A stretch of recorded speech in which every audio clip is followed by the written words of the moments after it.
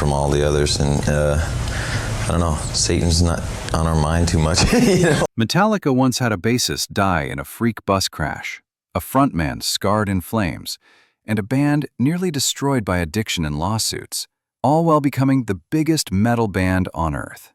Today, we'll uncover Metallica's tragic, real-life story, from devastating loss to bitter feuds, while revealing the single moment that almost ended them forever.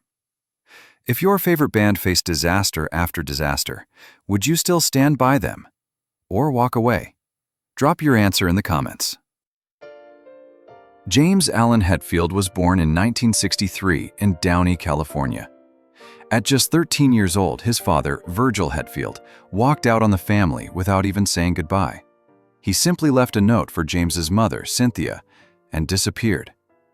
This sudden abandonment created deep scars of anger and mistrust that James has spoken about in interviews. I think no secret that the James Hetfield on stage is what I would like to be, but I'm not.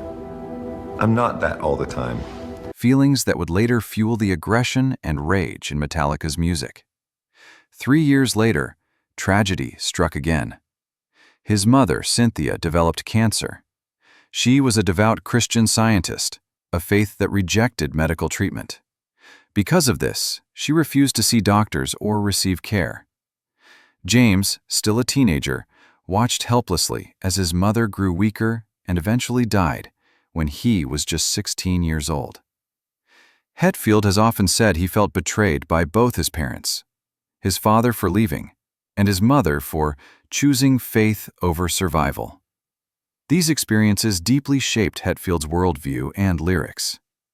In Metallica's 1991 song, The God That Failed, from the Black Album, Hetfield openly confronted his mother's death and her refusal of treatment. Mike, imagine Link that the Saget's mother would be deaf and end.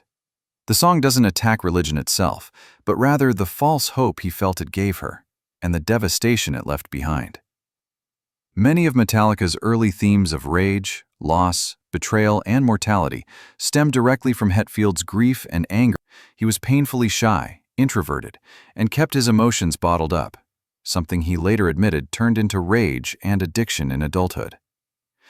Music became his only outlet. He discovered solace in heavy metal, teaching himself guitar and pouring his pain into riffs and lyrics. Cliff joined Metallica in 1982, replacing bassist Ron McGovney. He was classically trained, heavily influenced by Bach and progressive rock, which shaped Metallica's sound into something far more complex than their peers. His unique fingerstyle bass playing, use of distortion, and melodic solos, like Anesthesia, Pulling Teeth, and Orion, became legendary. Many fans and critics consider him the soul of Metallica. He pushed them beyond just thrash into artistry. On September 27, 1986, Metallica was touring Europe to support Master of Puppets.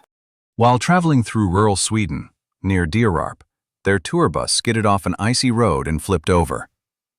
Cliff Burton, only 24 years old, was thrown from his bunk and crushed as the bus rolled on top of him. The other band members survived with minor injuries, but were traumatized by the sight of Cliff's death. Cliff's influence didn't die with him. His spirit lived on in Metallica's music, especially in instrumentals like Orion and To Live Is to Die, which used lyrics and riffs Cliff had written before his death. Fans still hold annual memorials at the crash site in Sweden. Even decades later, Hetfield and Hammett often describe him as the heart of Metallica's golden era. 6 years later, danger followed them back to the stage. In August 1992, during a show in Montreal, a pyrotechnics malfunction engulfed James Hetfield in flames, causing second- and third-degree burns across his body.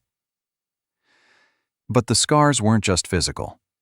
Through the early 2000s, band tensions, Hetfield's alcohol struggles, and a lawsuit over Napster tore at their core. Metallica, some kind of monster, laid it all bare: therapy sessions, fights, and the pain of human fragility. Beyond death and injury, Metallica mourned pillars of their world.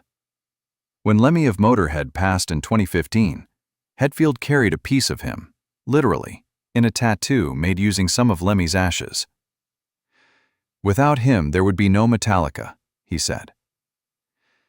Metallica's story is one of endurance, of transforming pain into power. Through loss, fire, and inner demons, they forged a legacy that speaks to every survivor. Because sometimes, the heaviest riffs come from the deepest scars.